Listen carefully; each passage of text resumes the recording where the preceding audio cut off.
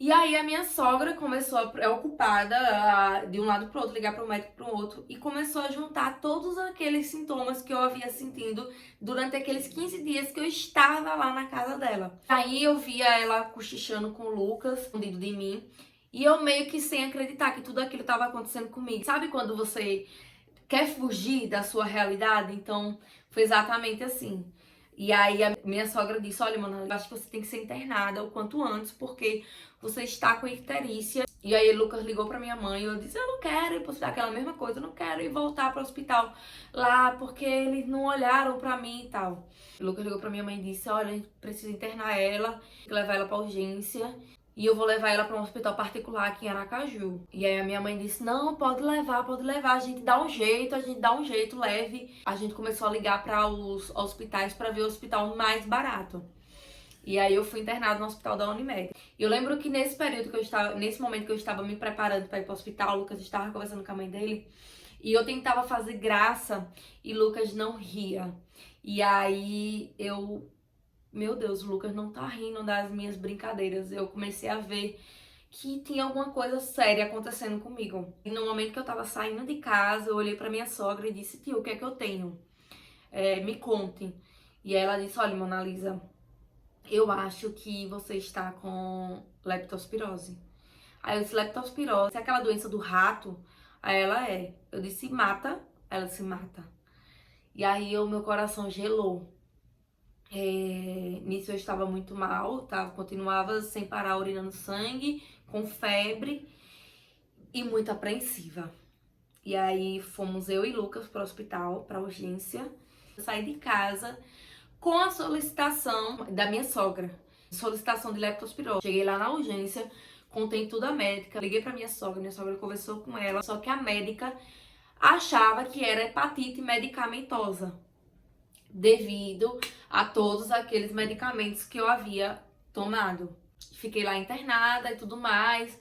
Comecei a fazer uma bateria de exames, os exames possíveis para o internamento de urgência, porque, por exemplo, o exame da leptospirose só poderia fazer se você ficasse internada de fato e não num atendimento de urgência. E aí eu lembro que quando amanheceu o dia, a médica chegou lá no leito e disse: então, ela precisa ficar internada, mas e aí? É com vocês, ela vai ficar internada ou não? Eu lembro que era 6 e pouco da manhã, porque já tinha expandido o horário da urgência. Aí Lucas disse: ela vai ficar internada. Aí eu olhei pra Lucas e disse: meu Deus, como? Aí Lucas foi lá na secretaria e a coordenadora do hospital explicou tudo a ele e falou que de início, já de cara assim, a gente precisava dar um calção de imediato de 8.000 reais. E aí, pra 3 dias. E do desenrolar dos dias é que ia ser ainda mais, né? E aí a gente já entrou em desespero. Caraca, a gente precisa de 8.000 reais agora. Como é que a gente vai fazer? Porque se todo esse dinheiro que eu gastei no hospital fosse para pagar daqui a um mês, seria mais fácil de conseguir. Mas não, eu precisava de imediato, eu precisava estar pagando. Fiquei tipo, meu Deus. Aí Lucas disse: eu vou precisar sair, meu do hospital agora, porque eu vou na Unimed tentar ver se eu consigo fazer o plano para você quebrar a carência, pagar adiantado para você quebrar a carência, enfim. E aí, Lucas, você fica sozinha aqui, eu vou ver com minha tia pra vir ficar com você. E aí eu lembro que eu dormi e Lucas saiu, foi na Unimed pra tentar quebrar a carência, mas não tinha jeito, mesmo pagando um ano adiantado, não tinha jeito. E aí Lucas falou Lucas conversando com a minha sogra, que minha sogra também estava muito preocupada. E aí minha sogra disse: olha, a gente pode fazer uma campanha para arrecadar dinheiro para ela pagar o hospital. E aí Lucas pegou e disse: vamos fazer a campanha. Quando eu tava dormindo, quando eu acordei no hospital, eu tava com a tia dele, que eu olhei pro lado, que eu peguei meu celular, já tinha inúmeras mensagens das pessoas: Mona Lisa, é verdade, é verdade, é verdade. E eu, meu Deus do céu, não acredito, o Lucas já fez a campanha, já lançou na internet, eu nem sabia ainda. De imediato, todo mundo abraçou a causa. Todo mundo, todo mundo. De primeiro ele começou a compartilhar nos grupos de vaquejada dele. E aí, de imediato, todo mundo já começou a doar, já começou a se movimentar, a compartilhar. Foi uma coisa assim surreal. Quando o Lucas chegou lá no hospital, ele chegou chorando. Disse, Mona, a gente vai conseguir, porque já tá todo mundo abraçando a causa, todo mundo já tá depositando e todo mundo já tá compartilhando, a gente já tá conseguindo fazer uma corrente. Foi tudo muito rápido, muito rápido. Foi tomando uma proporção muito grande. Eu lembro que ele ficou muito emocionado com a movimentação das pessoas. E aí a gente já começou a ver uma luz no fim do túnel. A gente conseguiu o dinheiro emprestado pra pagar aqueles 8 mil que precisava de imediato, mas a campanha já estava dando muito certo. Eu fiquei internada e fazendo uma bateria de exames, e todos os exames davam negativo para todas as suspeitas que a gente fazia. Inclusive a hepatite deu negativo. Enfim, a gente fazia e não encontrava a causa. Os sintomas se assemelhavam muito com outras doenças, como eu falei com vocês. Mas o que pegou para minha sogra fechar o diagnóstico antes de eu entrar no hospital foi a dor na panturrilha, que era o que diferenciava de tudo. E aí é onde eu penso, né? Meu Deus, se eu não tivesse ficado na casa da minha sogra naqueles 15 dias, talvez eu nem tivesse lembrado daquela dor. Porque de fato eu nem lembrava mais. Foram tanta coisa que eu nem lembrava mais. Mas a minha sogra lembrou. Ela disse, ela teve aquela dor da panturrilha. E é o sintoma que caracteriza a leptospirose. Então, se eu não tivesse ficado lá aqueles 15 dias, talvez eu nem soubesse. E aí talvez os médicos, como aconteceu quando eu fui internada, nem investigasse a leptospirose, investigasse lá em último caso, depois de eu estar muito mal, ou talvez depois de eu estar prestes a morrer, porque eu acho que é exatamente isso que acontece. Como a doença se assemelha com muitas outras sintomas, com muitas outras doenças, em último caso é que é investigada a leptospirose. E aí é onde as pessoas morrem, porque a doença é muito rápido, muito rápido. E se você não entrar com o tratamento de imediato, você morre. O tratamento nem é tão complicado assim. São antibióticos que você toma. Mas o problema é você descobrir que é leptospirose que você tem. Então, Deus agiu perfeitamente na minha vida. Desde eu estar lá os 15 dias, desde eu ter brigado com a minha mãe para ser internada naquele dia de imediato. Se eu não fosse brigar com minha mãe e ficar em Aracaju, eu ia voltar para Itabaiana, talvez minha mãe não percebesse o meu olho e eu ia ficar esperando até o sábado, como o médico havia falado, para eu ser internada. E até sábado eu já teria perdido muito sangue, muito sangue. E eu já teria provavelmente até prestes a morrer, sei lá. Falo sei lá, porque às vezes eu acho inacreditável, sabe? Mas era a minha realidade, sabe? E aí eu fiquei internada, né? Para minha surpresa, eu achava que só em hospital público que eu iria ter um atendimento ruim. E não. Eu entendi que profissionais bons e ruins tem em todo canto. Eu lembro que a médica que ficou, a infectologista que ficou responsável por mim, ela não fazia muito caso, sabe? E a minha sogra, eu lembro que ela deixou de trabalhar por vários dias para estar lá no hospital. Ela queria acompanhar, chegar lá, eu fazia exames todos os dias de manhã. Ela queria olhar os exames para ver como é que eu estava evoluindo. E a médica, ela não queria, ela começou a barrar isso. Minha sogra lá no pé falando da leptospirose. Eu vou te explicar, ela teve contato, ela pode ter tido contato com rato, porque na casa dela tem rato e não sei o que. Minha sogra insistindo muito. E a médica fazendo pouco caso. E a minha sogra não era uma pessoa qualquer, era uma pessoa que era uma médica. Além de tudo, ela era cooperada da Unimed também. A médica tava cagando e andando. Até quando ela chegava lá pra me ver, ela tipo... E aí minha sogra começou a ver, minha evolução era tipo de mal a pior, eu perdendo muito sangue, e minha sogra viu que as taxas estavam muito baixas. Gente, pra eu ir no banheiro, da cama pro banheiro, que era, sei lá, 3 passos, pra mim eu tinha corrido uma maratona. A minha cabeça doía tanto, mas tanto, que tinha horas que eu chegava a achar que eu estava com uma doença na cabeça.